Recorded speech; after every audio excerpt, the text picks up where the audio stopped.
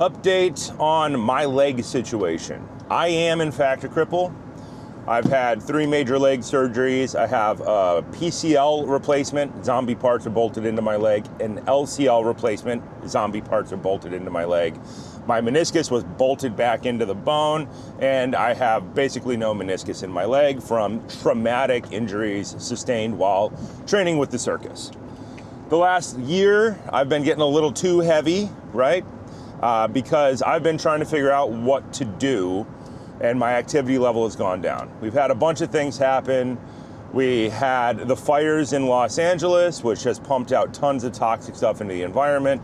The collapse of the Los Angeles film industry caused some of my friends to lose their minds, and that ended up affecting me personally, because everything like that in your life affects you personally. There's no way for stuff like that not to affect your life.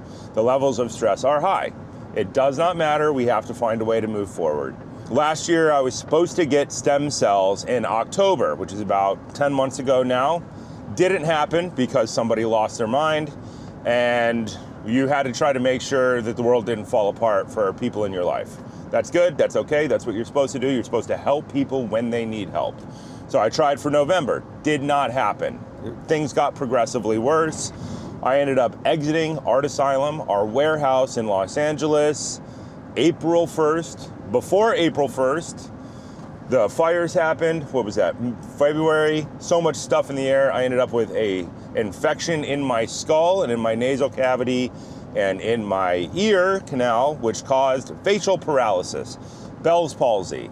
My whole face shifted. I didn't know it would do that. All the nerves collapse and your whole face shifts away because it gets total laxity. So we had to drop weight drastically, going from a single arm 30, 35 pound club to a single arm 10. And we had to focus on just training every day. Dumped kettlebells entirely so we could focus on learning how to breathe again. So every day was really breathing exercises, using the heavy club as a driver to do that. But you're not really sleeping because you're trying to find a place to put all this stuff that you've just invested in. It's a high stress environment, doesn't really matter. But you're trying to do it with one eye, which is always hilarious because you can't see out of one eye because it's permanently open, so you have to wear an eye patch so that you don't damage the eye itself, which is hilarious. During that, I ended up, because you're not sleeping properly, you're trying to operate no matter what, I ended up injuring my knee again. So my leg was also swelling up. It was about the size of my head. It stopped bending almost entirely, which is bad. So now you're got one side of your face and you can't walk and you still have deadlines to meet.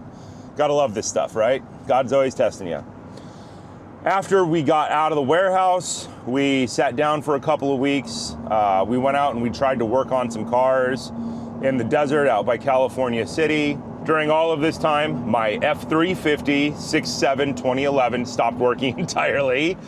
No clue why. It's got a ghost in the machine. There's something in the computers that forces it to keep shutting down randomly. So it's completely useless. It's been in the shop since last August, 12 months now. Nobody can figure out what's wrong with it. We had a power loss in our 1986, which you guys see in videos all the time.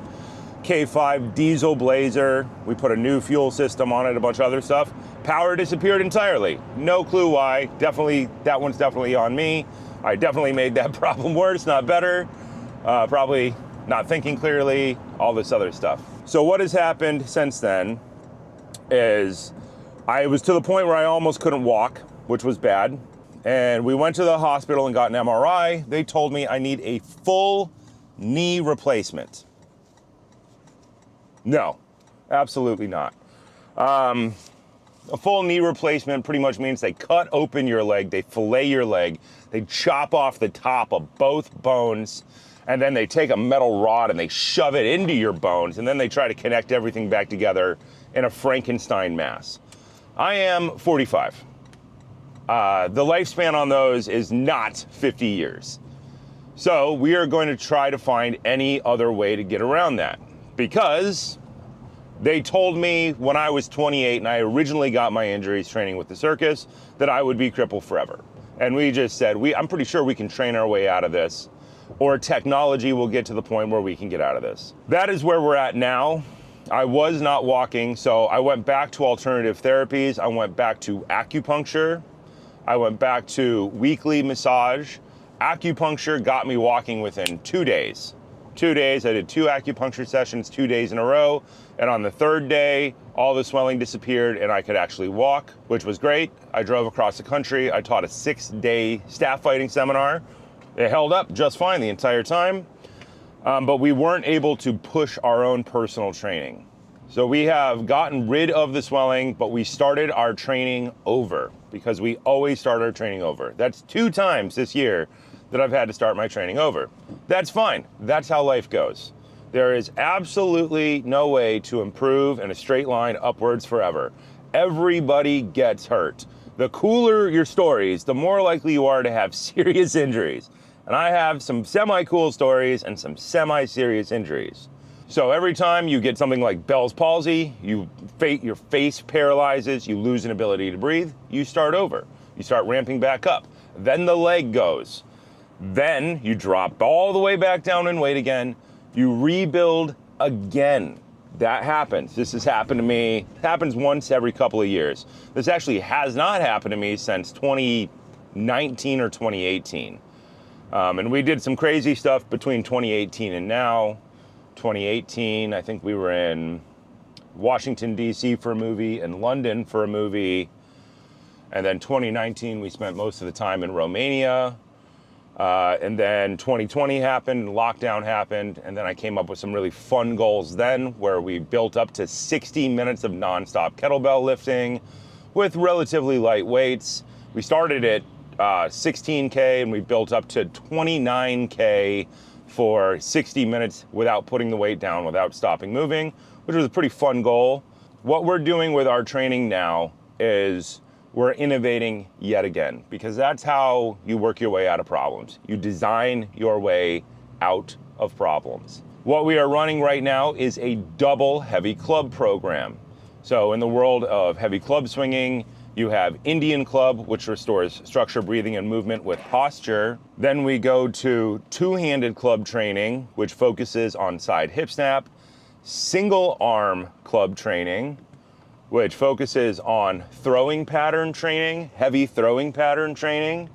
After that, we tend to go into mace for a little while, where we integrate throwing patterns with stepping patterns. When you've met all your goals for that, 10 weights for two hand, 7 weights for single arm, at least, then we can go to double club training, 1 club in each hand.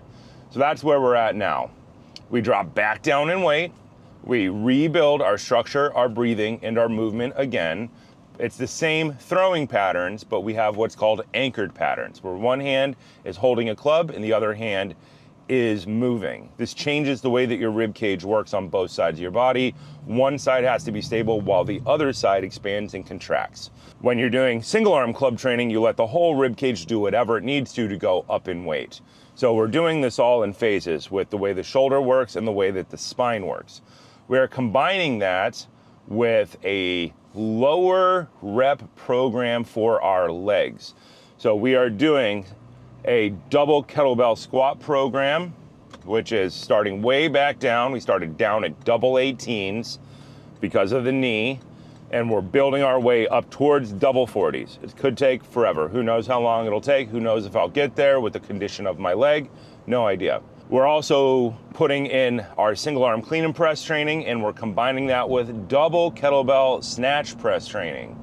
Very fun idea, but once again, we're dropping weight all the way down, and we're finding ways to make sure that we're not overloading the leg while we figure out what we're gonna do with it. I don't really want a full knee replacement, because nobody really wants a full knee replacement. Nobody wants their leg filleted open and rebuilt. It doesn't matter what the doctor says to you.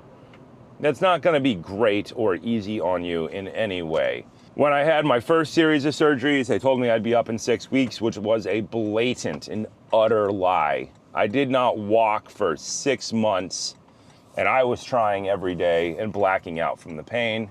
And then I had to continue to have surgeries. Instead of that 6 weeks, what they meant was 6 weeks to maybe stand. That's what they really meant.